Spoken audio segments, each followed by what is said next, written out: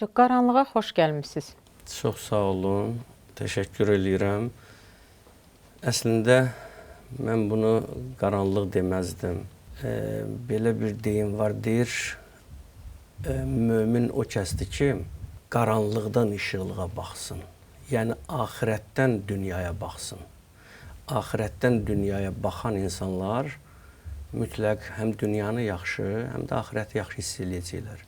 Bizim bir zahiri gözümüz var, ərəblər ona eyindir və bir də batini göz var, ona bəsirət deyirlər. İnsan əgər dünyaya bəsirət gözü ilə, daxili gözlə baxsa, bu qaranlıqlar işıqlığa çevriləcək. Rənglər bizim üçün dünyəvidir. Yəni, hər insanda bəsirət gözü açıq olurmu? Hər adamda bəsirət gözü açıq ola bilməz. Çünki bəsirət yalnız axirət əhliləri üçündür, axirəti düşünən iman əhliləri üçündür. İman əhli axirəti düşünür və bu dünyada da öz seçimini edir. Yəni, insan o bəsirətini düşündüyü zaman, bəsirətlə insan dünyanı dərk etdiyi zaman, insan həyatda xəyanət eləmir. İnsan cinayət eləmir. İnsan öz saadətindən ötəri başqasını bədbəxt etmir. İnsan həyata nikbin baxır, pozitiv baxır. Egolar insanda itir. Mövlana'nın belə bir sözü var. Mövlana deyir ki, sür çıxart əğyarı dildən ta təcəlla edə haqq. Padişah qonmaz saraya xanə məmur olmadan. Deyir, qəlbində nə qədər kötülüklər, pisliklər, negativliklər varsa, insan 11 ayda nə etmirsən, Ramazanda heç olmasa bu pislikləri çıxart. Xəyanətin yerinə düzlüyü qoy, dürüstlüyü qoy. Yalanın yerinə həqiqətləri qoy. Şeytanların yerinə insanlığı qoy. Padişah qonmaz saraya xanə məmur olmadan. Heç görmürsünüz ki, bir evi süpürmədən, təmizləmədən, hazırlamadan ona müsafir dəvət edəsən, bir qonaq dəvət edəsən, yox. Könül sarayımızı təmizləməsək, bu qaranlıqlar bizim üçün ölənə kimi qaranlıq olacaq. Hacı, sizdə dini düşüncə necə formalaşıb? Bu prosesdə regionun və ya ailənin bir rolu varmı və ya rolu nə qədərdir? Təşəkkür edirəm. Ümumiyyətlə, mən buna iki müstəvidə baxıram. Bir müstəvidə genetik məsələdir. Ola bilər insanın o genetik kodları, babası, atası və biraz da dərinliyə getsək, ulu babaları bu mənəvi həqiqətləri, dini, mənəviyyatı, ruhaniyyatı içində onlar daşıyıblar və onlar bugünə qədər də nəvələri ilə transfer ediblər. Atam düzdür, inanclı olub, namaz əhli olub, amma din xadimi olmayıb, amma dinə də böyük sayğısı olub. Siz elə bilsən ki, bizi dünənləri seyr eləmişsiniz, bir ailədə bu mövzu olub, dünən söhbət eləmişik. Mən uşaq idim, mən çox əlası uşaq idim, çox yaxşı oxuyurdum Masallıda, Sirəbil kəndində mən böyümüşəm, orta məktəb orada oxumuşam.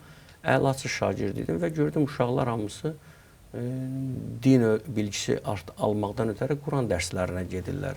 Və mən də bəhsə düşdüm və mən getdim və gördüm, məndə bu alınır. Hətta atam mənə dedi ki, oğul, əgər sən din xadimi olub xalqa xidmət edəcəksənsə, bu yola get. Yox, əgər gedib orada digər fikirlərlə, əgər bu dini öyrənəcəksənsə, mən bunu icazə vermirəm. Dedim, yox, mən dinin bilgilərini öyrənmək istəyirəm. Və nəhayət bizim kəndimizdə çox dəyərli bir ağsaqqal var idi. Yavər adında bir ağsaqqal idi. Allah rəhmət eləsin cəm ölənlərə.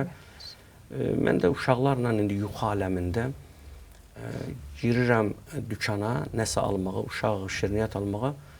Uşaqların hamısını qovur və mənə deyir, sən dayan. Və mən dayanıram və rəfdən bir bağlama götürür. Haradasa o qədim bir kitab, mən bilmirəm. Deyirəm ki, baba, bu nədir mənə verirsən? Dedi, bu kitab elə bir kitabdır, sən həm dünyada xoşbəxt edəcək, həm axirətdə xoşbəxt edəcək. Dedim, adı nədir? Dedi, Qurandır. Sən böyük alim olacaqsan, sən böyük tanınmış insan olacaqsan və danışıram, baxın, dedi, tükün biz olur. Və mən yuxudan oyandım, anama bunu dedim. Anam dedi ki, sən bu yuxunu heç kimə demə. Dedim, niyə? Dedi, demə də, elə məsləhət bilmirəm. Çünki qısqanclıq ola bilər, falan ola bilər. Din özü bir kültürdür. Din özü bir mədəniyyətdir. Din insanları biri digərindən ayırmaq üçün bizə şəraitdir. Yəni, din genetikdə gələ bilir. Bir də fitri. Genetik dədə-babadan gələn bir şeydir, amma fitri də. İnsan oxuyur, öyrənir və sonra baxır, mənim içində bir boşluğum var. Hər kəsin həyatda bir boşluğu var. Bunu əminliklə mən deyə bilərəm. Bir adamın pulu çoxdur, kənardan baxanda deyirsən, çox imkanlı bir adamdır. Kaş mən onun yerində olaydım. Özü onun yerində qoyursan, ona yaxınlaşanda baxırsan, görürsən ki, onun pulu çox ola bilər, amma böyük problemləri var. İnsan var, görürsən ki, sadə bir insandır. Deyirsən ki, mən heç belə olmaq istəməzdim. Amma onun iç dünyasına girsən, görürsən ki, bu dünya ilə dolu bir adamdır. Bugün Azərbaycan cəmiyyətinin dinə münasibətini müsbət adlandırmaq olar? Çox aktual mövzudur. Mən bunu desəm ki, tam %100 belədir, mən yanlışlığa yol verə bilərəm. Tam desəm əksinə, yenə də yanlışlığa yol verə bilərəm. Ümumiyyətlə, biz müsəlman olaraq dünyaya gəldik və hərəmiz bir yaş keçdi. Bu yaş dönəmində, bu zamanımızda baxdıq, gördük ki, bizim Allahın verdiyi bütün nemətlər var, amma nəsə bizim içimizdə bir gənc olaraq boşluğumuz var, bir ahıl olaraq boşluğumuz var, bir xanım olaraq boşluğumuz var və ilaxır. Yenə də bütün şeyləri o dində tapmaq olur. Bugün yenə də qeyd eləyirəm, mənim özümə sual verirlər ki, 70 yaşında kişi oruç tuta bilərmi? Və yaxud 15 yaşında cavan oruç tuta bilərmi? Bilirsiniz, mən nə cavab verirəm və dolayısıyla sizin sualınıza cavab verəcəyəm. Mən deyirəm ki, belə bir parametr yoxdur. Ola bilər bir insanın 70-75 yaşı var, sağlamdır, oruç tutacaq. Bir insan 15 yaş var, gəncdir, xəstədir, oruç tuta bilməyəcək. Yəni, Quran-ı Kərimə əsaslanaraq minkum marda əv alə səfərin fəiddətun min əyyəmin uxar orijinal belədir. Xəstə olduğunuz zaman, səfərdə olduğunuz zaman orucu yeyəcəksiniz. Bəzən bizi nərdivana bənzədirəm. Bəzən nərdivan hündürlüyə qalxmaq üçündür. Müəyyən bir hündürlüyə qalxır. Bəzən də nərdivanda bir eniş var. Əlimizdə olan o planşetlər, telefonlar gənclərimizə xüsusən deyirəm ki, mən bəzi gənclərdən narazıyam. İnciməsinlər məndən gənclər. Ona görə narazıyam ki, onlar saatlarla, zamanlarla ya qəlyanxanalarda. Bunu açıq etiraf eləmək lazımdır. Bu həqiqətləri demək lazımdır. Yəqin ki, mənim yaşım... Çayxanalarda, dominoxanalarda, bəli. Və ya əllərində hər hansı bir telefon, onlar sadəcə dünyada baş verən hadisələri izləyirlər. Özdə telefonda, mən özüm də telefon istifadə edirəm. Çünki mən də sosialam, mən də insanam. Bəli, tez-tez görürük siz sosial şəbəkələrdə. Təşəkkür edirəm, fokusluyuram. Hardasa bir mənəvi bir şey sosial şəbəkədə qoyum ki, insanlar maariflənsin. Tamamilə doğru qeyd edirsiniz. Amma dolayısıyla elmsizlik, zamandan doğru düzgün istifadə etməmək övladlarımızı, balalarımızı, gənclərimizi və gələcəyimizi məhv aparacaq. Yəni, dediyimiz o çayxana, qəlyanxana, boş-boşuna oturmaq və mən o hədisi əvvəl başlayanda mən zehnimdən çıxartdım. Dünyada elə yaşa ki, elə əbədi yaşayacaqsən. Axirət üçün elə yaşa ki, elə sab öləcəksən. Bu, onun anlamındadır ki, ömür çox qısadır. İnanın, ömür çox qısadır və biz sürətlə gedirik. Hara gedirik? Düşündüyümüz o qaranlıq, düşündüyümüz o məkan ki, hər kəs orada gözləyir. Harada olursunuzsa olun, ölüm sizi dərk edəcək. Yüksək planetlərdə də olmuş olsanız belə. Bunu Quran-ı Kərim buyurur. Yaşından, statusundan, cinsindən asılı olmayaraq hər kəs ölüm şərbətini dadacaq. Amma bugün cəmiyyətimizdə gənclərimiz, mən onları qınamıram. Çünki onlar sosial, gənclərimiz sosiallaşıblar hamısı. Amma yaxşı tərəfindən istifadə etmək lazımdır. Həzrət Əli buyurur ki, kişi dilinin altında gizlənib. Bilirsiniz bu nə mənadadır? Yəni, hər deyilən sözə inanmaq olmaz. Ola bilər, bir nəfər elə bir manşetə bir şey qoyur ki, açırsan, görürsən ki, heç bir məntiq də yoxdur, amma manşet o dividend qazanmaqdan ötəridir. Onun o, belə deyək, şəbəkə izləyiciləri çox olsun. IP yığmaq üçün. IP yığmaq üçün. Və həqiqətlərə gəlib çatanda, baxırsan, görürsən ki, o dediyindən heç bir şey yox, bir məntiq yox, əsas yox. Hədislərdə qeyd olunur ki, deyir, insan öz qədrini bil, özünə qiymət ver. Sənin ən aşağı dəyərin cənnətdir. Çox maraqlıdır. Təsəvvür edin, bir adamın bir 200 minlik maşını var, bahalı bir maşını var. Yaxın bir dostu da deyir ki, səndən xahiş edirəm, bir dənə bir ucqar yer var, ora gedək, deyər, qardaş, mən o pulu verirəm sənə, bu maşın həyifdir. Və həyif olduğuna görə də mən qarşılayıram, o pulu verirəm, bu maşınla getmək olmaz, dostundan belə keçirsən. Niyə? O maşına sənin heyfliyin gəlir, pul vermirsən, zəhmət çəkmirsən və bəzən adi bir aldığın bir qab, çox dəyərli bir qabdır. Düşür, sınır. Nə qədər ona yamaq vursan da belə, onu birləşdirsən də belə, bir bazara aparsan, deyəcək, sınıb da bu qab 5 manat aldığın deyəcək 1 manatdır. Niyə? Sınıb. Bütün şeylər sındıqca dəyərdən düşər. Bəli. Yeganə bir varlıq var. Sındıqca Allah onu qaldırır. İnsan. Ona görə insan həyatda öz həyatının qədrini bilməlidir, zamanın qədrini bilməlidir, gəncliyin qədrini bilməlidir, dostların qədrini bilməlidir və insan Allahın buyurduğu kimi ən aşağı dəyərinin cənnətdir. Bəs yuxarı nədir onda? Sual verilə bilər. Ən yuxarı liqaullahdır, Allahla görüş. Bundan öncə ölümdən danışdınız. Bəzi insanlar var ki, ölümdən qorxurlar. Ölüm barədə ümumiyyətlə düşünmək istəmirlər.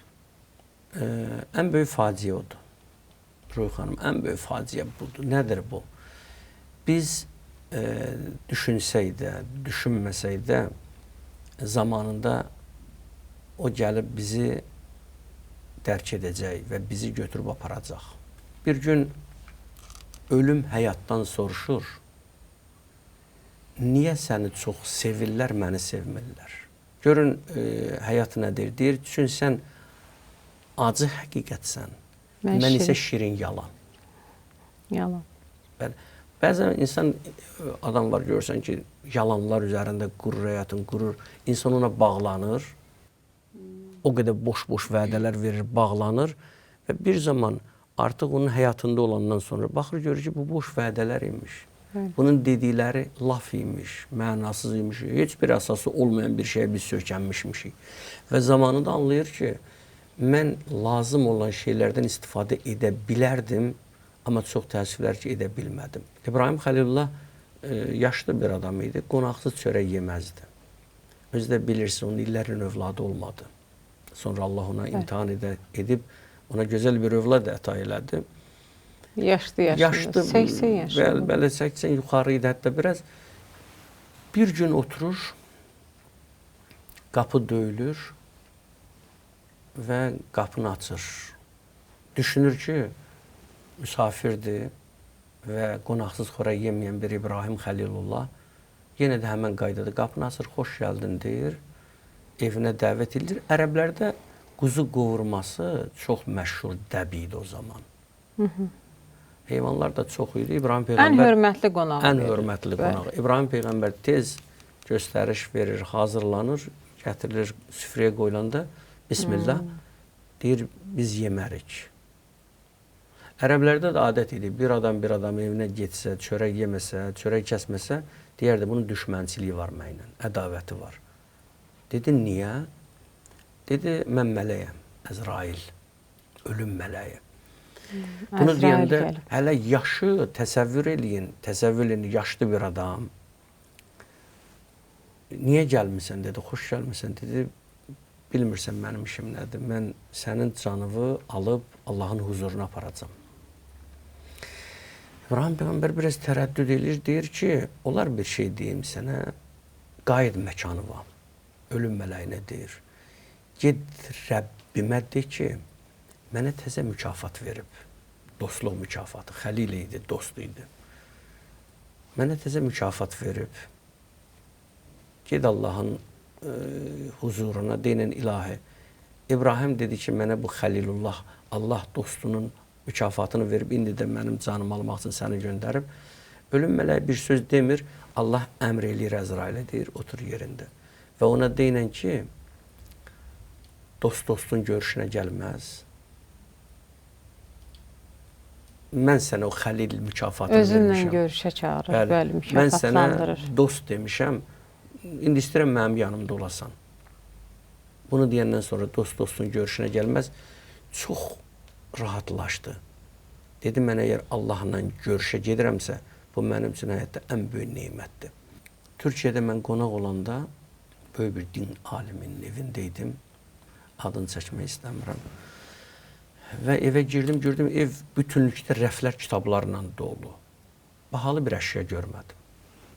Alim bir adam, dünyada tanınmış bir din alimidir. Qapıdan çıxanda başının üstündə bir yazı gördüm. Oradan ki, çıxırsan, küçəyə çıxmalısan, xiyabanlara çıxmalısan. Gördüm, evin çıxışında bir yazı yazılıb. Ərəbcə belədir. Quranın ayəsidir. Fəeynə təzhabun, hara gedirsən? Hara gedirsən? Mən dedim, hocam, dedim, oxuya bildin? Dedim, bildim əlbəttə. Dedim, bəs bunu niyə qoymusan? Dedim, mən hər gün buradan çıxanda fikirləşirəm, mən hara gedirəm? Hara gedirəm? İnsan hara gedəndə düşünürsə, sonluğunu düşünürsə, orada cinayət eləmir. Mübarək Ramazan ayını yaşayırıq. Bu ayın hikməti nədədir? Özünü nədə göstərir? Quran ayı Ramazan ayıdır. Ramazan ayı ruhun və cismin şəfasıdır. Ramazan ayı bərabərlik ayıdır. Sosial paylaşım ayıdır. Mənim belə bir neçə il bundan öncə bir statusum var idi, yazmışdım. Bu gəlmişdi mənə. Deyirəm ki, ömrü Ramazan olanın axirəti bayram olar. Nə gözəl. Niyə ayların içində 11 ay Quran-ı Kərimdə adı qeyd olunmur? Bir ay Ramazan ayı, Şəhru Ramadan, Ramazan ayı. Niyə? Mən qısa fikrimi qeyd edəcəm. Qabı nə qədər bahalı olsa, dəyərli olsa, o qabı bahalı edən, dəyərli edən qab deyil, onun içindəkidir. Baxın, bugün mənim əynimdə bir paltar var. İndi bu 50 manata da ola bilər, 200 manata da ola bilər və yaxud biraz da çox. Bugün mənim bədənim sağlam deyilsə,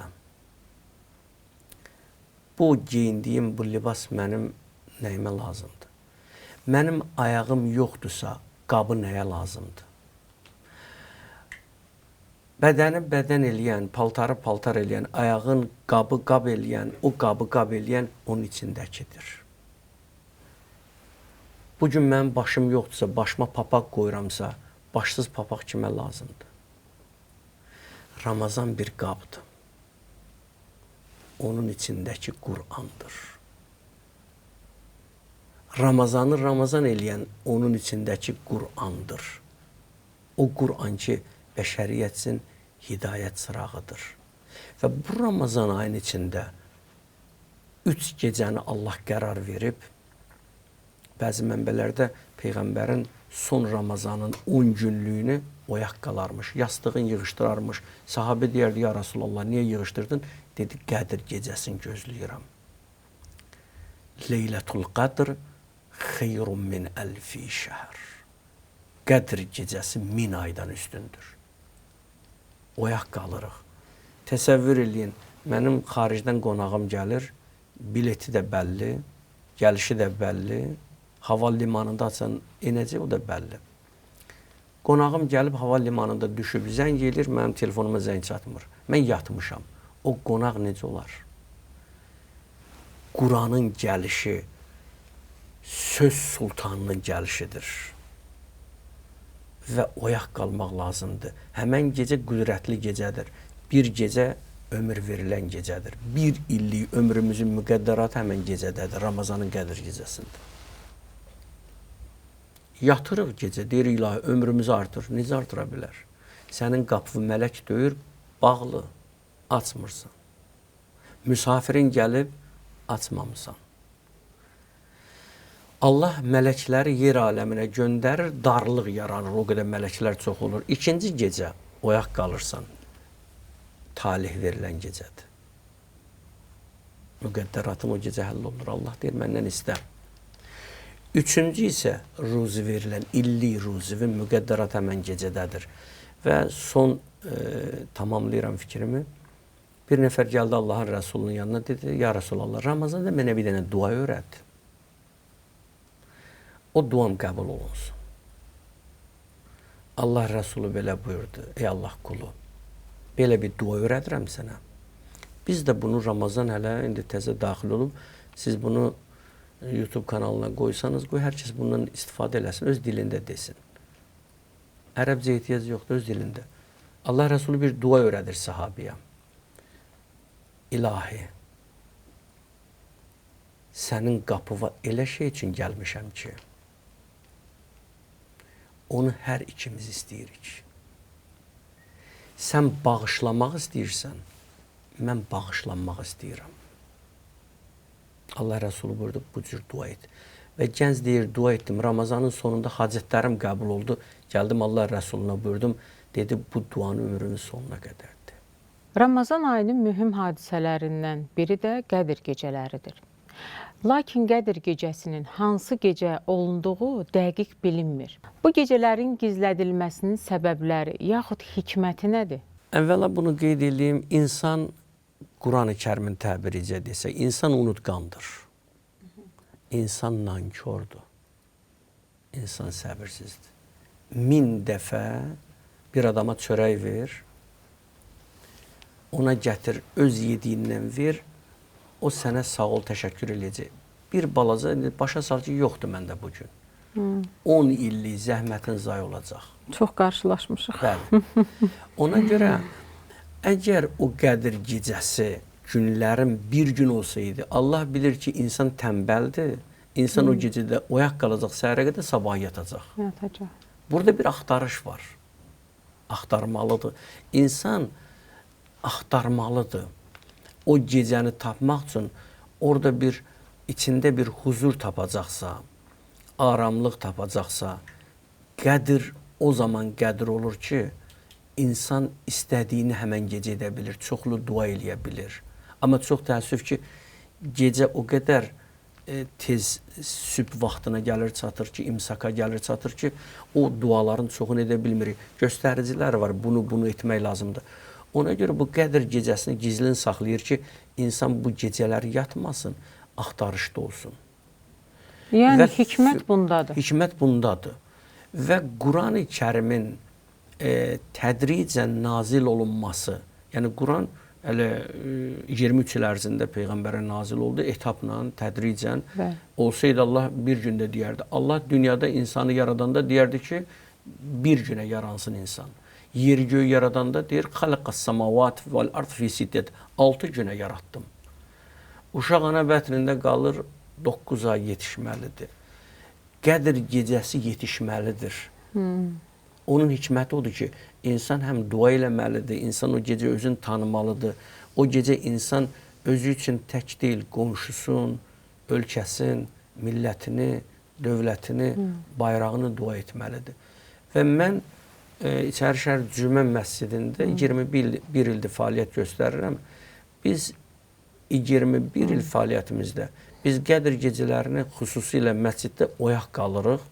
Möminlər də, insanlar da gəlir, çox adamlar olur. Orada oyaq qalırıq ki, çünki insanların duası bir yerdə tez qəbul olunur. Ona görə hikməti budur. Hər il müsəlman dünyasında Ramazan ayının başlamasında və ya bayram günlərində mübahisələr olur. Ramazan ayına birlikdə başlamaq, birlikdə bayram etmək niyə mümkün deyil? Bir əqidə məsələsi var, əqidə. Yəni, hər bir insanın özünün bizim qanunvericiliyimizdə də təsbit olunub. İnsan vicdan azadlığı var, əqidə azadlığı var. Hər bir insana bir əqidə azadlığı verilir və təbii ki, dində də belədir. Əqidə seçimi, əqidə azadlığı. Yəni, heç kim burada kiminsə əqidə azadlığına mane ola bilməz. Yəni, dini iki yerə bölmək deyilmi bu? Amma burada zaman-zaman mən elə ağlım kəsəndən bu günə qədər hər zaman Ramazan ayında mübahisələr olur, bayram günləri. Ramazan biri deyir dünən başladı, Bəli. biri deyir bu gündür və bayramda da belə bir bu ildə olur, olacaq. Bəli. İllərlə mən bunu görmüşəm. Amma sonda yekun bir qərar qəbul olunur. İnsanlar da bundan bayram namazına gələndə hamısı bir-biri ilə barışırlar, küslü oluruq, bayramlaşanda küsür və bu küslük bitir. Amma siz bilirsiniz ki, mən bunu açıq şəkildə qeyd etməliyəm. İllərlə Qafqaz Müsəlmanlar İdarəsi Şamaxı Astrofizika Rəsədxanasının bizə verdiyi məlumata əsasən ayın görülməsi və bayram edilməsi. Və bu baxımdan üfüqdə ayın görülməsi də şərtdir. Üfüqdə ayın görülməsi şərtdir. Yəni, bəzi insanlar var, insandır da mən bunu anlaya bilirəm. Deyir, mən teleskopla yox, mən gərək gözümlə onu görəm. Biz ona deyə bilmərik ki, sən niyə gözündən görməlisən və yaxud sən niyə gedib teleskopa inanmırsan filan. Bu biraz mübahisəli predmetdir. Amma əqidə azadlığı, əqidə seçimi və Azərbaycanda əlbəttə bu məsələ Qafqaz Müsəlmanlar İdarəsi tərəfindən qeyd etdiyim kimi Şamaxıda Astrofizika Rəsədxanasının verdiyi məlumata görə biz bu bayramları təyin edirik və ümumilikdə bayram namazları da qılırıq. Və burada bir məsələni də qeyd edeyim. Həmd olsun aləmlərin Rəbbin. Azərbaycanda biz məzhəb olaraq hər kəs eyni namaz qılır. Mən bunun bariz nümunəsini İçəri şəhər Cümə məscidində fəaliyyət göstərdiyim yerdə məzhəbindən asılı olmayaraq, bunu xüsusi mən vurğulamaq istəyirəm, məzhəbindən asılı olmayaraq hər kəs gəlir Cümə namazında vəhdət olaraq kompakt şəklində namaz qılır, dua edir və heç kimə deyə bilmərik ki, sən bu məzhəbdəsən olar, filan kəs o məzhəbdədirsə olmaz. Ali İmran surəsi 103-cü ayə. Quran-ı Kərim İslamın nüvəsidir. Hədis desək, deyərsiniz, subut gətir. Quran-ı Kərim, Ali İmran 103, orijinal belədir. وَاَعْتَسِمَ بِحَبْلِ اللّٰهِ جَمِعَ وَلَا تَفَرَّقُوا. Allahın qırılmaz ipindən yapışıb səpələnmin. Firqələrə bölmün, dəstələrə ayrılmın. Bir olun, çünki dinimiz də bizi birliyə dəvət edir. Ona görə ümid edirəm, bizim cəmiyyətimizdə artıq bu məsələlər bitib, yoxdur və həm də maariflənmək lazımdır. Nə yaxşı ki, bax, sizin kanalı var, bu kanalı siz çoxlu suallarla, eyni zamanda sizin izləyiciləriniz də çoxdur. Mən baxdım sizin kanalınıza və sevə-sevə də gəldim. Həqiqətən özdə bir kanalın rəhbəri, o da önəmlidir. Təşəkkür edirəm sizə və sizin şəxsinizə, kollektivinizə. Ona görə inşallah ümid edirəm ki, yenə də bayramlarımız davam eləyəcək. Bayram əsas o deyil ki, bunu da vurğulayım xüsusi. Bayram o deyil ki, məhz o gündə təyin olunur. Mən belə deyərdim. Nə zaman bayram olur? Yediyimiz zaman deyil, yedirdiyimiz zaman. Bəli. Geyindiyimiz zaman deyil, geyindirdiyimiz zaman. Sevdiyimiz zaman deyil, sevindirdiyimiz zaman bayram olur. Ona görə bayramları hər gün etmək lazımdır ki, qoy qəlb bayramlarımız, qoy ürək bayramlarımız hər zaman olsun. Bir gündən xanıma dəyər vermək olmaz. Çox gözəl. Anaya bir gündən dəyər vermək olmaz. Ana hər gün anadır. Ana, xanım hər gün xanımdır. Onun təravəti, o gülün təravəti bitər, solar, aradan gedər, məhv olar. Amma bizim analarımız, sizin timsalınızda olan analar hər zaman qalacaq. Çünki cənnət anaların ayağının altındadır. Var olasın. Təşəkkür edirəm. Fitrə vermək hansı qaydada olmalıdır? Ümumiyyətlə, fitrə hansı günlərdə verilməlidir? İnsanlar var ki, bayram keçəndən sonra da deyir, heç bir zərəli yoxdur. Bayram keçib, amma mən fitrə verirəm. Yəni, bunun dəqiq bir zamanı var. Mən istəyərdim bu barədə insanlarımızı maarifləndirək. Mən təşəkkür edirəm bir daha. Fitrə zəkatı sədəqə ilə tam fərqlidir. Sədəqə anlayışı var İslamda, Bəli. xums anlayışı var, zəkat anlayışı var və fitrə zəkatı. Fitrə zəkatı konkret olaraq Ramazan bayramında fitrə zəkatı verilir. Bayram günü. Bayram, bəli, axşamı. Yəni, sabahki bayram olacaq, elan olundu ki, sabah bayramdır. bayram olan məlumatımız ki var, sabah bayram olacaq, axşamı, gün batandan sonra bayram axşamı fitrə zəkatı veriləcək. Fitrə zəkatı nədir? Bəli. Yaradana qulun bir təşəkkür ifadəsidir. Yəni bir ay boyunca Allah mənə dedi ki, yemə, yemədim. Mənim halalıma iftara qədər əl vurmaq olmaz. Allahın buyurduqları yolla getdim. Mən fitr bayramında, mən bunları etməklə sonda o miqdarında və fikirləri də qeyd edəcəm. Mən Allaha şükranlığımı ifadə eləyirəm. Və hər bir şeyin zəkatı olduğu kimi bədənin də zəkatı fitrə zəkatı verməkdir. Yəni bu insana məxsusdur. Bu insana məxsusdur. Bu bizim canımıza aiddir. Yəni maşına gəlməz. Evimizdə həmən gecə, bayram axşamı qonağımız varsa, əgər gün batan zaman gəlib bizim evimizdədir və yaxud gün batandan əvvəl gəlib biz ona bir şam yeməyi verəcəksə, iftar verəcəksə, belə deyək, o mənim qonağımdır, bizim qonağımızdır. Onun da sən fitrə zəkatını çıxartmalısan. İndi burada nədir məsələ? Mən biraz istəyirəm bizi izləyənlər bunu geniş anlaya bilsinlər. Fitrə zəkatı 3 kilo buğda, 3 kilo arpa, 3 kilo xurma, kişmiş, un məmulatları. İndi burada əgər biz bazara getsək, buğda alsaq, buğdanın kiloyu ola bilər ki, 1 manat 50 qəpiyə var, 2 manatı da var.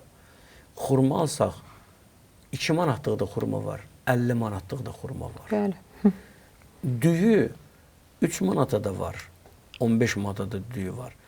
Burada nədir? Sənin nəyə gücün çatacaqsa, bir adam zəngindirsə, sən bilirsən ki, o fitrə zəkatını çıxardanda bunu ehtiyaclı yeyəcək. Bəli. Biz bayram dediyimizdə mən anlayışı yoxdur bayramda. Bayramda biz anlayışı var. Əgər bu günləri mən sevinirəmsə, mənim qonşum acdırsa, onda nə bayram ola bilər? Təbii. Bayramı bayram edən bizik.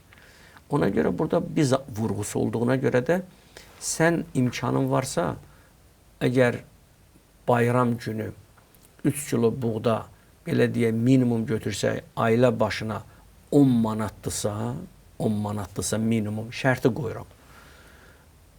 50 manat çıxart imkan varsa. Niyə? Yəni bu olar, artıq çıxartmaq daha savabdır. Bəli, daha savabdır. Allah yanında çox böyük savabı var. Bir adam fitrə zəkatını bayram axşamı çıxardacaq. Yox, bayram günü əgər bayram axşamı çıxarda bilməyibsə, bayram günü çıxardacaq. Sabaha günü. Sabahki günü. Yəni günortaya qədər. Bəli. Bunu çıxartmalıdır. Amma 3 gündən sonra çıxardılan fitrə zəkatı deyil. Nədir o? Sədəqədir. Sədəqə. Sədəqə də hədislərdə qeyd olunur ki, bəlalardan qoruyacaq. Və fitrə zəkatı da bizim illik bədənimizin qarantıdır. Sədəqatı yoradül bəla. Peyğəmbər buyurur ki, sədəqə vermək bəlalardan insanı qoruyar. Mən özüm bayram şəxsən gözləmək lazım deyil sədəqə vermək üçün. İmkanın varsa, yəni hər bir şəxsə mən buradan üzümü tutub deyirəm, imkanlarınız varsa, imkanımız varsa, səhər sağı yerimizdən durduq, yerimizdən durandan sonra, oyanandan sonra 20 qəpi, 1 manat, indi 50 qəpi, kimin gücü nəyə çatır? Onu verin. Onu verin. Çünki o sədəqəni verməklə bilmirik ki, bir saatdan sonra başımıza nələr gələcək. Artıq özümüzü orada sığortalıyırıq. Bəlalardan başımıza gələn hadisələri sədəqə ilə aradan aparırıq. Çünki hədislərdə sədəqənin çox böyük əhəmiyyəti var. Sədəqə insanın ruhunu yüksəldir, insanda huzur yaradır və insanın ömrünə, ruzisinə, həyatına, balalarına əminlik və rahatçılıq verir. Qurani Kərimdə sizdən əvvəlki ümmətlərə oruc vacib buyurulduğu kimi sizə də vacib buyuruldu, bəyan edildi. İslamdan əvvəlki dinlərdə oruc özünü hansı fərqlərlə göstərib? Deməli, 183-cü ayə, Əl-Bəqərə, mən efirlərim çox yerlərdə, mən Azərbaycanca deyəndə gördüm yazıblar direktə ki, siz ərəbcə bilmirsiniz. Mən bunu deyirəm ki, yəni mən özüm ərəb dili mütəxəssis olduğuma görə deyirəm. Ya eyyuhəl-ləzīnə əmənu kutibe aleykumus siyam kema kutibe alellezine min qablikum leallekum tettekun.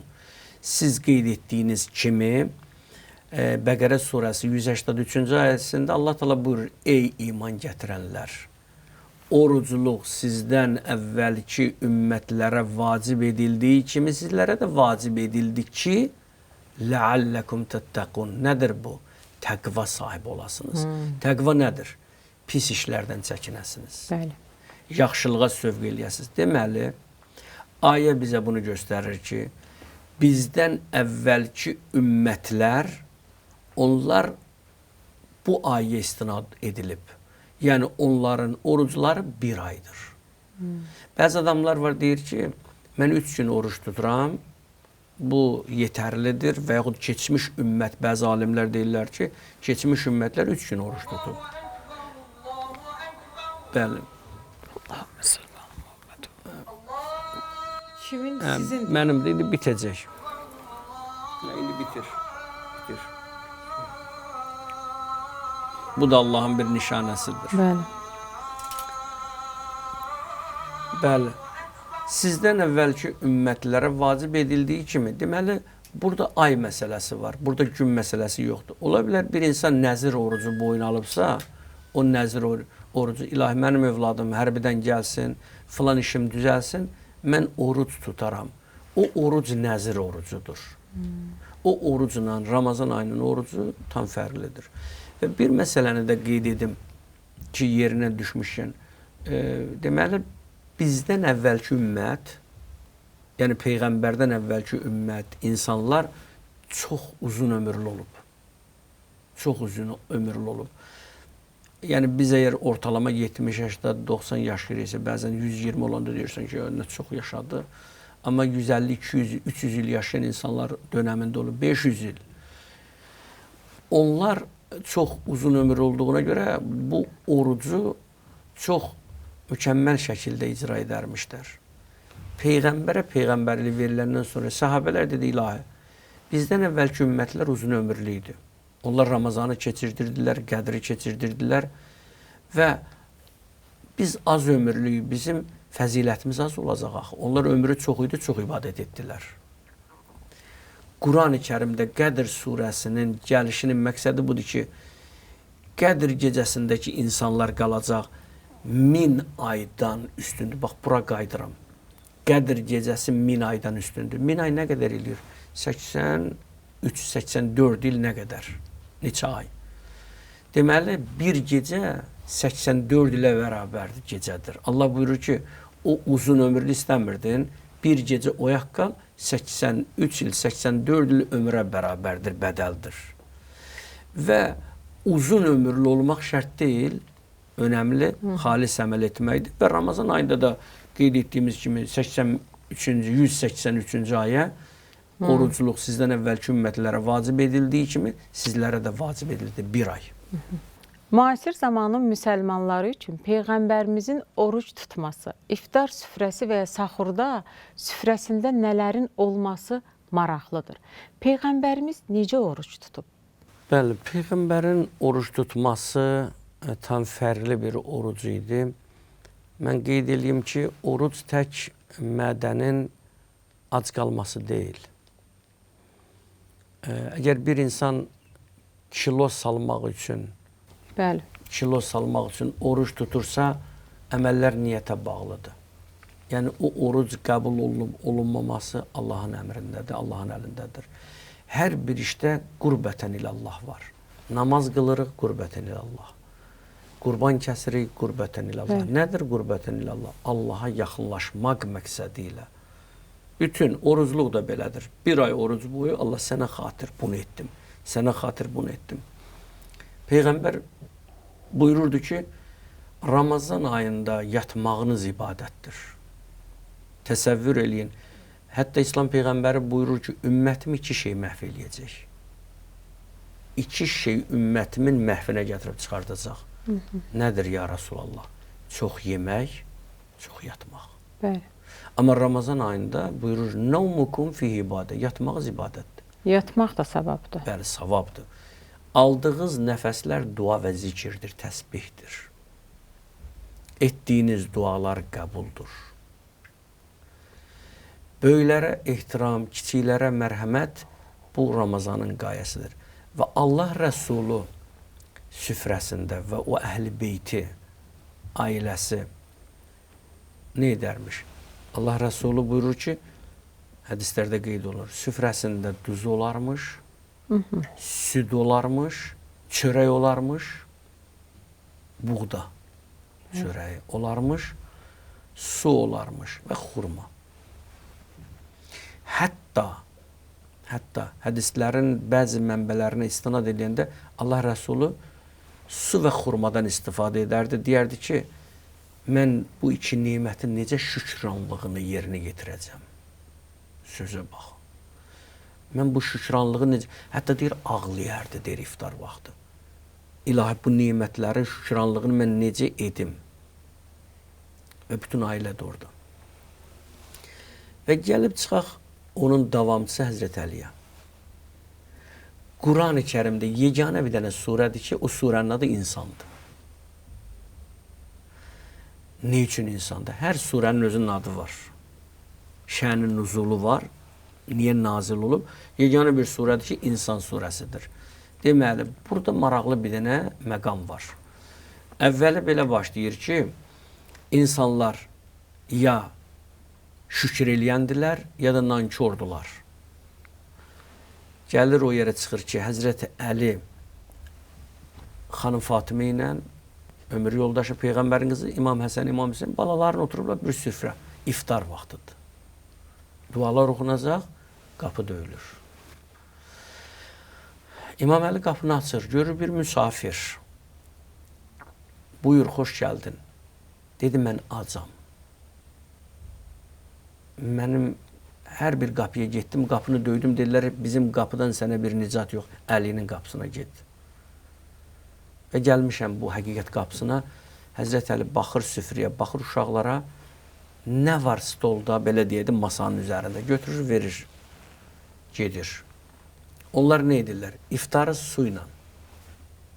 Buna ürək lazımdır. Buna iradə lazımdır. Buna vicdan, ağıl lazımdır, qəbul edə. Bunu mən demirəm, hədis deyil, Qurandır. İkinci günü, yenə də bunlar masanın üzərində düzülüb, nə? Xurma, su, süd və çörək. Qapı döyülür. Yenə də İmam Əli açır qapını, deyir, mən əsirəm. Yəni, zindandan çıxmışam, həbsdən çıxmışam, gəldim, mənə yardım edəsiz. Yeməkləri yenə verir. Üçüncü gün nəhayət yenə də bunlar 3 gün ancaq su və xurma. Yerdə bir şey qalmır. Süddü verilib, ondan sonra ərzaqlar da nə var masanın üstündə verilib. Xanım Fatimə Zəhra gəlir Peyğəmbərin evinə, ağlayır. Allah Rəsulü buyur, qızım, niyə ağlayırsan? Vəziyyəti, hadisəni danışanda deyir, Peyğəmbərim uzun uzadı bu qədər səcdəsini görməmişdim. Qaldıranda başın Fatimə Zəhra deyir, gördüm, Rəsulullahın göz yaşları yanaqlarına tökülüb. Qızım, təbrik eləyirəm sizi. Ata, nə üçün? Dedi, ora gələn, sizin qapınızı döyən ehtiyaclı, fəqir, əsir, o mələk imiş. Allah sizin bu səbrinizə görə, öz yediklərinizi yetimə, ehtiyaclıya verdiyinizə görə Allah sizə bir surə göndərir. O surə də insan surəsidir. Peyğəmbərin süfrəsi sadə olub. Qısa. Qurani Kərim oxu əmri ilə başlayıb. Lakin Əfqanistanda qadınların təhsilinə qadağa qoyulub. Quranın əmrinə qarşı çıxıb. Necə müsəlman olmaq olar? Sanki elə bil bu sualları mən bir ay bundan öncə hazırlaşıb gələcəymişəm. Vallahi mən gözləmirdim bu suallar belə olsun, amma bu aktual, mövzu aktual sualdır. Bəli. Mən hər zaman deyirəm, bizim masalarımızın üzərində Quran olmalıdır. Hər gün bizim stol üstü kitabımız Quran olmalıdır. Bu bir. İkinci, tövsiyə eləyirəm ki, indi oxuya qayıdacam. Tövsiyə eləyirəm ki, biz, indi bilmirəm bu adət-ənənə qalıb ya yox. Mənim yadıma gəlir 15-20 il bundan öncə rayonlarda, bölgələrdə, Bakı kətlərində qız ər evinə gedəndə ata onu Quranın altından... Bəli, indi də var. Quranın altından keçir. Bəli, var. Quranın altından keçirdirdilər. Bu bir ənənədir, bu bir yaxşı, bir xeyir, bir əməldir. Amma mən nə deyərdim? Deyərdim ki, Quranın altından övladlarımızı keçirtdiyimiz kimi Quranın içindən də keçirtmək lazımdır. Yəni orada nələr var? Yəni Oxutmaq lazımdır. Bəli, oxutmaq. Allah Hira dağında peyğəmbərə ilk surə, ilk ayə nazil oldu. Deməli, Ələq surəsi, oxu, iqra əmri. İlk Hirada Oxu əmri gəldi. Şükürlər olsun Allah, siz onu getmişsiniz, görmüşsünüz, o məqamları olmayanlara Allah qismət etsin inşallah. Amin. Oxu. Nə deməkdir oxu? Bu oxu yazı pozu anlamında bəzən gəlmir. Çünki Peyğəmbər üçün bu bəsit bir şeydir, oxu. A, B, B, Z, Z. Normalda bir şeydir bu, yazı. Yəni, ağ bir vərəqin üzərinə bir uşağa öyrədirsən ki, ayı belə yazılar. Bu deyil. Quranın bir batini tərəfi var, görünməyən tərəfi var. Oxu, nəyi oxuyum və necə oxuyum? Bismi Rabbikəl-ləzi xələq, səni yaradan Rəbbinin adıyla oxu.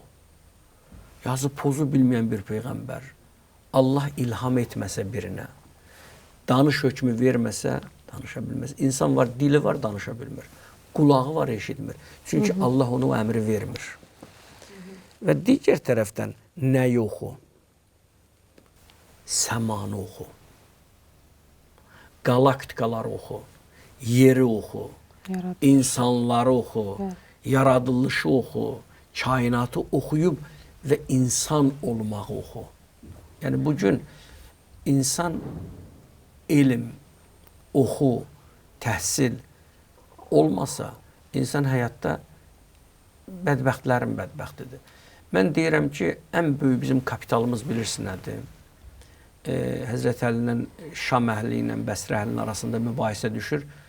Elm üstündür, ya mal dövlət.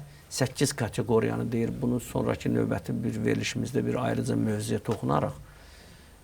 Elm 8 dərəcə üstündə. Onlardan da biri deyir, malı topladıqca toplayırsan. Xərcləyəndə qutarır, bitir. Elmi isə xərclədiyin zaman elm çoxalır. Artır.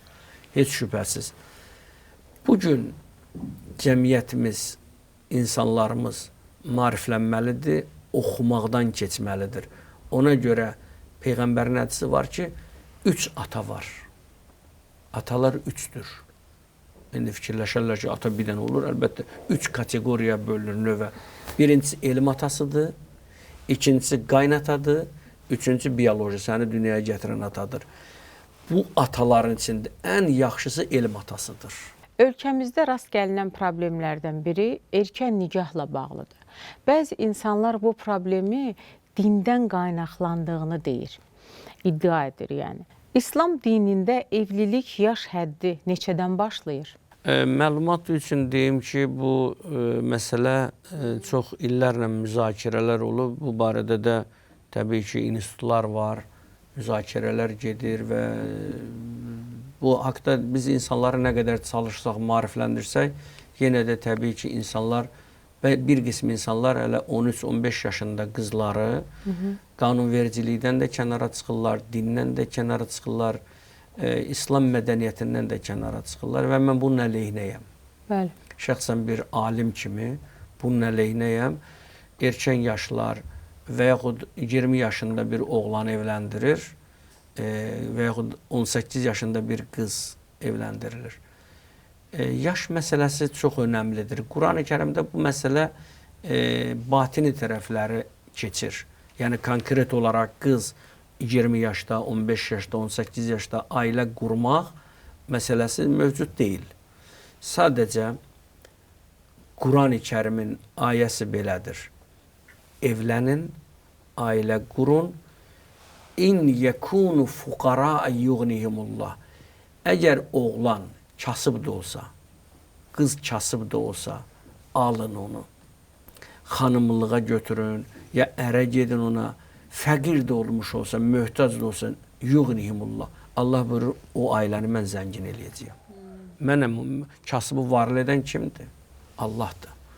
Mən onu zəngin eləyəcəm. Evlənin, ailə qurun, kasıb olsanız da belə, mən sizi fəqir olsanız belə zəngin eləyəcəm. Quran-ı Kərim rüşd sözü deyir. Rüşd hər kəsə bəllidir. Qız həm status baxımından, sosial baxımından, xanımlıq baxımından özünü dərk eləməlidir. Dərk eləməlidir. Gözəl sözdür bu. Siz mükəmməl cavab verdiniz. Dərk eləməlidir, yetişməlidir. Adaptasiya deyirlər də, bir evdən başqa bir evə, bu bir kənddən başqa bir kəndə getmək nə qədər vaxt lazımdır, hazırlaşmaq lazımdır. Bəli. Sən elə bir evə gedirsən ki, o evin mədəniyyətindən tam xəbərin yox, o tərbiyədən xəbərin yox, aldığı tərbiyə, təhsil ocaqlarından xəbərin yox, gedirsən. Ora adaptasiya etmək üçün sənə zaman və vaxt lazımdır. Və mən deyərdim ki, tövsiyə eləyərdim ki, tez erkən vaxtda qızları ərə vermin. Çünki qız əgər 19 yaşında, 18 yaşında ərə gedirsə, 20 yaşında qız ayılır. Bir uşaq, iki uşaq deyir ki, yox, mən artıq indi ayılmışam, indi oyanmışam və boşanma tələb edir və yaxud oğlan da həmçinin. Yəni, məsələlər bir-birini tamamlamalıdır. Bəli. Və xanımı da aldığına görə, yəni İslam elmində belə bir hədis də keçir, xanımı gözəlliyə görə almaq olar, əsl nəsəbə görə almaq olar, var dövlətinə görə almaq olar. Amma ən gözəli qızı əxlaq və imanına görə. Bəli. Və qısa bu fikri də deyim, Allah Rəsulunun yanına bir nəfər gəlir, deyir, mənim qızım üçün elçi çox gəlir. Bir qızım var, 3 qapıdan gələn var. Necə edim ya Rasulallah? Peyğəmbər buyurur ki, imanını sınav ver. Əgər sevəcəksə Allaha xatir sevəcək, qəzəblənəcəksə Allaha xatir susacaq. Allah Quranda qadına böyük dəyər verib. Nisa, Məryəm surələri bu dəyərin göstəricisidir. Bəzi müsəlman kişilərin qadınlara mənfi münasibəti niyə Quranla ziddiyyətlidir? Deməli, ictimai tərəfləri var, bir deməli, fərdi tərəflər var. Hər bir halda götürəndə qeyd etdiyiniz kimi yeganə Quran-ı Kərimdə surədir ki, Məryəm surəsi və Nisa surəsi qadınlarla bağlıdır. Qadının ali olduğunu, qadının Allaha inamlı olduğunu mən biraz da qabardıram və qadın kişidən fərqlidir müəyyən kateqoriyalara görə. Bu ayrı bir mövzudur. Ora toxunmaq istəmirəm. Və qadın kişi münasibətlərində Quran-ı Kərim buyurur ki, Ər-ricalu qavvamun alən-nisa. Kişilər qadınların üzərində səlahiyyət sahibidir. Yəni kişilər qadınların ömür yoldaşlarıdır. Amma əmlakın qoruyucusu isə xanımdır. Yəni qadın əmlakın qoruyucusudur. Kişinin mülkünü kim qoruyur? Qadın. Namusunu kim qoruyur? Qadın. Və bütünlükdə Quran-ı Kərim deyir ki, sən kişi-qadın münasibətlərində onlar sizin libasınızdır. Yəni geyiminizdir, örtüyünüzdür. Bizim bədənimizə yapışan paltarımızdır. Əgər paltarda, dəri ilə paltarın arasında, geyimin arasında bir şey maniçilik olsa, orada şübhələr əmələ gələcək. Dolayısıyla, ər və qadın arasında problemlərin kökündə ortaya girən bir qüvvə var. Kişi qadın arasına bir nəfər girərsə, orada alaq əmələ gələcək. Alaq otlar. Bəli.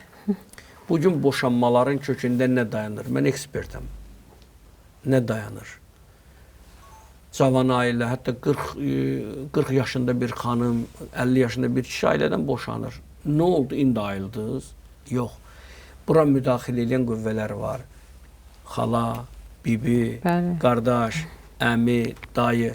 İnsanlar bir-birini əgər anlayacaqsa, bir-birini ər-arvad münasibətlərində dərk eləyəcəksə, acılığa da dözəcək, susuzluğa da dözəcək, çətinliyə də dözəcək. Buna rəğmən kişi qadını, qadın kişini anlamalıdır. Amma paradoksal hal meydana gəlir. Nədir bu?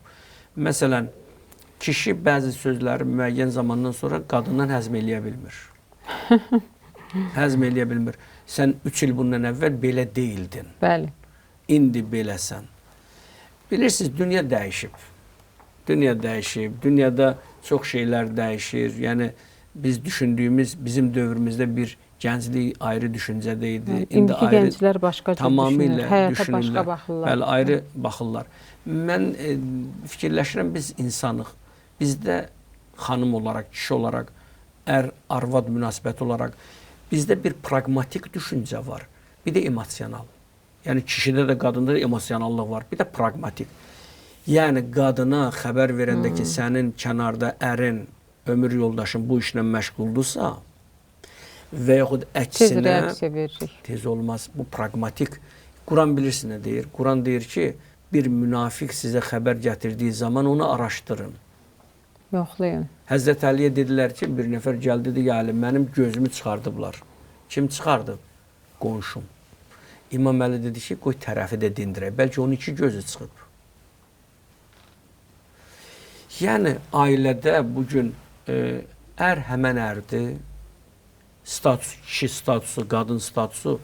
Amma bugün insanların bir qismi yola verə bilmir. İnsanların bir qismi kimin xətası yoxdur? Qul xətasız olmaz deyirlər. Kişinin də səhvi, qadının da səhvi ola bilər. Amma elə səhvlər var ki, Allah göstərməsin, bu namus məsələsidir, iffət məsələsidir. Təbii ki, əgər müəyyən o kritik hədd, müəyyən etabları keçsə, təbii ki, buna şəriət boşanmalar, bu şərtlə ki, 4 dənə ədalətli şahid olmalıdır. Boş yerə xanımı boşamaq və yaxud kişi, qadın kişi münasibətlərini itirmək mənasız və absurddur. Allah Taala ailə başçısı kimi kişilərin üzərinə hansı məsuliyyəti qoyub? Bəli, bunu mən Peyğəmbərin təbiricə desək, Peyğəmbər Həzrəti Əliyə buyurdu ki, qızım Fatiməni sənə verirəm və bu bir əmanətdir, xanımlara əmanətdir və hətta vida xutbəsində Peyğəmbər qadınları əmanət olaraq bizə tapşırdı. Onları qoruyun. Hətta hədislərdə var ki, kişinin heç bir şeyi yoxdur. Qadın nə istəyir? Xoş söz istəyir. İmam Sadiq buyurur ki, kişi qadına səni sevirəm deməsi ondan xanım üçün böyük bir hədiyyə ola bilməz. Kişilər status, kişilər səlahiyyət sahibidir, evin başçısıdır. Amma Fatimə-i Zəhraya buyurdu ki, dedi, qızım, sən ev işlərini gör. Həzrət Əli isə çöl işləri görsün. Bəzi məqamlarda, ey Əli, gördün ki, Fatimə qızım ev işində çətinlik çəkir, ona yardım et. Bəzən bizim kişilərdə bir ego var. Deyir, mən gəlib bəyəmsəylə bu ev işində bir yerdə ola bilərəmmi? Xeyr, əksinə sənin vəzifəndir xanımına kömək eləyəsən. Çöl işlərində görməlisən. Evdə xanımın nə qədər, indi bəzi belə bir müasir düşüncələr var. Deyir, o dövrdə nə camaşırxana var idi, nə filan var idi. İndi hər şey bir düymənin üzərində qurulur. Xanımlar üçün rahatçılıqdır. Belə deyil. Mən xanımları müdafiə etmirəm və mən xanımlara bəraət qazandırıram. Bu mənada ki, xanımların missiyası bir övladı evdə yedizdirmək, tərbiyə eləmək, boya başa çatdırmaq və evin işlərini görmək, məişət məsələləri xanım üçün çox ağırdır. Kişinin vəzifəsi həm daxildə xanıma kömək etmək, həm kənarda işləyib öz halal ruzisini gətirib xanıma verib və əmlakın qoruyucusu kimi xidmət etməkdir. Yəni, kişi və qadın əgər ailədə, məişətdə bərabər xidmətlər edərsə, o zaman cəmiyyət, fərdlər cəmiyyətə bölünəcək və cəmiyyətlərdə də böyük bir gözəlliklər yaranacaq. Yəni, qadın-kişi münasibətləri əgər anlamda başa düşülərsə, bir-birinə hörmət və sayğı olarsa, bir evdə o ailə cəmiyyətə çevriləcək, cəmiyyət də gülçəyə çevriləcək. Ona görə Peyğəmbərin hədisidir, kişi əgər qadın üçün və evi üçün halal ruzu qazanc edib gətirirsə, Allah yolunda cihad etmiş kimidir. Hacı, Əfqanistanda qadınların təhsilinə qadağa qoyulub. Ümumiyyətlə, Quran qadınların təhsilinə qarşıdırmı? Xeyr, Quranda belə bir ayə yoxdur. Yəni, təhsil ümumidir. Xüsusilə mən deyərdim ki, bugün qadınlarımız, qızlarımız təhsilli olmalıdır. Məsələn, mənim bugün xoşum gəlir ki, bizim qızlarımız Cambridge-də, Oxford-da, mən bunu açıq deməliyəm, oxuyurlar və onlar gedirlər, xarici ölkədə təhsil alıb. Onlar Azərbaycanın gələcək memarıdırlar, mühəndisidirlər, inşaatçıdır, tibb sahəsində cərrahdılar, müəllimdirlər və insan ümumiyyətlə IQ səviyyəsini artırmalıdır. Yəni IQ, qız uşaqları ümumiyyətlə elmli olmalıdır. Mən bunun tam tərəfdarıyam və qız uşağın evdə qapalı saxlamaq, qız uşağın evdə bağlı şəkildə saxlamaq bu cinayətdir. Mənim bir qızım var, 11-ci sinifdə oxuyur. Maşallah. Allah sizi salamat eləsin. Və mən 11 ildir onu özüm aparıb gətirirəm. Bu anlamda ki, o mənə relaks olur, rahat olur və ona deyirəm, sən gələcəyini oxuyacaqsan, həkim olacaqsan və xalqımıza, millətimizə xidmət edəcəksən, ya müəllim olacaqsan, xalqımıza xidmət edəcəksən. Elm xüsusilə qız uşaqlarında, xanımlarda olsa, o cəmiyyət inkişaf edəcək. Mən digər ölkələrdə də bax, bəzi görmüşəm ki, qızlara yasaq qoyurlar, müəyyən elmi, təhsili filan. Əslində, o cəmiyyət cahil cəmiyyətdir. O cəmiyyət bilirsin nəyə bənzəyir. 14 əsr bundan öncə, Saadət dövründən əvvəl Peyğəmbərin dövrü var idi bir zaman. Onlar Saadət dövrünə çatmamışlar, cəhalət dövründə idilər. Qız uşaqlarını diri-diri öldürürdülər. Yəni, bu günləri biz öz qızlarımızı yaşadıb, onları cəmiyyətə təqdim etmək əvəzinə onları bugün ev dustağı edib və onları təhsildən kənarlaşdırıb tez ərə get anlamında olsa, o ailə bədbəxt olacaq. Bəzən insanlar hesab edir ki, hər şey Quranda var, hədislərə ehtiyac yoxdur. Bəzi insanlar isə bu fikrə qarşı çıxırlar. Siz necə düşünürsünüz? Quranda insanın tapa biləcəyi hər şey var? Deməli, mən bunun orijinalını cavab verim. وَلَا بِرِّمْ وَلَا يَابِسٍ إِلَّا فِي كِتَابٍ مُبِينٍ. Deməli, tərcümə belədir. Qalaktikalarda, dünyada nələr varsa, hamısı Allahın yanındadır. Allahın yanında olan, yəni Qurandadır. İndi bəzən bizə deyirlər ki, filan zeytun, Allah Quranda zeytun and içir, filan bitkiyə niyə and içmir? Filan şey deyir, filan şey niyə demir? Belə bir şey yoxdur. Quran-ı Kərimin əgər biz batini, mənəvi tərəflərini araşdırsaq, təfsir eləsək, onda bizim orada həyat, məişət, yemək, qida rasyonumuz, bütün məsələlər hamısı Quran-ı Kərimdə var. Bir nəfər iddia eləyirdi ki, Peyğəmbərin zamanında dedi ki, Quranda tibblə bağlı heç bir ayə yoxdur. Peyğəmbər güldü, yüzlərlə fikri deyəndən sonra biri dedi ki, elə ayələrin biri, yeyin, için israf etməyin, israf edənləri Allah sevməz. Məyər bu tibb deyilmi? Riyaziyyat deyirsən Quranda, elm deyirsən Quranda. Ondan sonra Allah Quran-ı Kərimdə elə ayələr astronomiya ilə bağlı Ər-Rahman surəsində oxuyanda və digər ayələrə baxanda bütün elmlərin ehtivası, mərkəzi hamısı Quran-ı Kərimdir. Yetər ki, insan Quranın içinə girib onun mənalarını öyrənsin. Bir ömür bəs eləməz. Bəs eləməz buna. Bəzən Quranı oxuyursan, sona çatdıra bilmirsən. Bəzən də oxuyursan, tam olaraq anlaya bilmirsən. İnsanlar çox əziyyət çəkir. Bəlkə bunun bir asan yolu var, onu izah eləyəsiniz. Asan yolu belədir. Ümumiyyətlə, elm inkişaf etdikcə bilirsiniz. Yəni 50 il bundan öncə, mən danışıram 50 il bundan öncə, Quran-ı Kərim orijinal ərəbcə idi.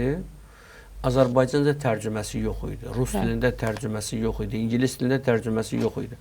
İndi bu barədə çox ciddi araşdırmalar və tərcümələr meydana gəlir. Təbii ki, çalışmaq lazımdır. İnsan birinci orijinalı öyrənməlidir. Çünki yəni tərcümələrdə çox oynayıblar da. Tərcümələrdə təhriflər çoxdur. Bəli. Yəni bir məna digər bir mənanı ehtiva eləmir. Əgər 3 dənə, 5 dənə tərcüməçilər varsa, dillərindən asılı olmur, fərqlidir. Baxış bucağı. Amma biz birinci növbədə Quranı orijinal oxuyandan sonra və həyatımızın bir tərkib hissəsinə, bax bunu mən xüsusi vurğulayıram, ömrümüzün, həyatımızın tərkib hissəsinə Quranı sala bilsək, Biz onda həqiqi Quranın mənasını anlayıb və bizə rahatçılıq gələcək. Mən qısa bir verilişimizin sonunda bir hədiyyə eləmək istəyirəm ayə ilə. Buyurun. Yəni Quranı tam bilmək lazım deyil. Quranı Allah, Peyğəmbər, imamlardan başqa heç kim bilə bilməz. Amma mən 25 ildir mən bu elmin içindəyəm. Elmin içindəyəm, oxuyuram, hələ bu gün də davam edirəm. Amma iki şey bilmək lazımdır Qurandan. Ona əməl eləsən və əməl etsələr, əməl etsək, onda biz Quranı mükəmməl anlayacağıq. Buyurun. Birincisi, qad əfləhə mən zəkkaha və qad xabə mən dəssaha. Özünü günahlardan təmizləyən insanlar mütləq nicat tapacaq, özünü günahlara salan insanlar bəlanın içində olacaq. Bu bir. Yəni, insan həyatda düşünə ki, mən günaha girdim, mənim üçün böyük bir şey var. Biz elə bilirik ki, bumerang sözü yoxdur. Bumerang var. Nə edəcəksənsə, onun mükafatını qarşılıqlı alacaqsın. Bəli. İkinci, وَمَنْ يَعْمَلْ مِسْقَالَ زَرَّةٍ خَيْرًا يَرَهُ وَمَنْ يَعْمَلْ مِسْقَالَ زَرَّةٍ شَرًّا يَرَهُ. Bitdi. Kim zərrə qədər yaxşı əməl etsə, onun mükafatını alacaq. Pis əməl etmiş olsa, ondan cəzalanacaq. O onun cəzasıdır. Özümüzü pisliklərdən qorusaq, pis insanlardan qorusaq, şər əhlindən qorusaq, pis insanlarla oturub durmasaq, yaxşı insanlarla oturub dursaq, paylaşım etsək, sosial paylaşımımız içimizdə olanları bölüşə adam tapa bilsə əgər, bölüşmək üçün bu insanın səadətidir və Quranı bilmiş olur. Bir də etdiyimiz zərrə qədər əməllərinin yaxşı və pis mənada ya xeyrin, ya cəzasını alacaq.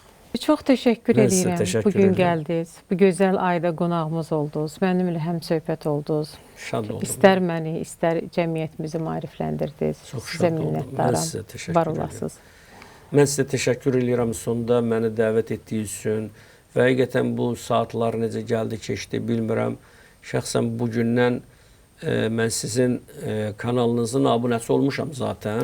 Təşəkkür edirik. Amma bugündən ümid edirəm ki, sizin bu layihə, bu platforma artıq dünyada öz sözünü deyir və deyəcək. Yəni, insanların bu şeylərə çox ehtiyacı var. Mən açıq sizə bir şey deyim və Ramazan ayında bunu qeyd eləmək istəyirəm. Sizin komanda da yaxşı komandadır və onun başında Təşəkkür siz edirəm. dayanırsınız. Siz elə suallarla ehtiva edirsiniz ki, cəmiyyətin o yaralı yerlərinə toxunursunuz. Ola bilər 8 saat veriliş getsin, amma 8 saatda nəticə olmasın. Mən düşünürəm ki, bu veriliş inşallah mənim timsalımda axırıncı deyil, axarıncı olacaq, davamlı olacaq, mütəmadi olacaq. Həm sizin qarşıdan proyektləriniz inşallah mən düşünürəm ki, olacaq və xalqa xidmət edirsiniz, millətə xidmət edirsiniz, dövlətə xidmət edirsiniz, ən başlıca Allaha xidmət edirsiniz. Bu layihə inşallah tutarlıdır ona görə ki, siz Allahın adı ilə başlayırsınız və Allahla da bitirirsiniz. Təşəkkür edirəm. Sizə bir hədiyyəmiz də var. Nə yaxşı, mən nə yaxşı qonağam. Ağac Silverdən.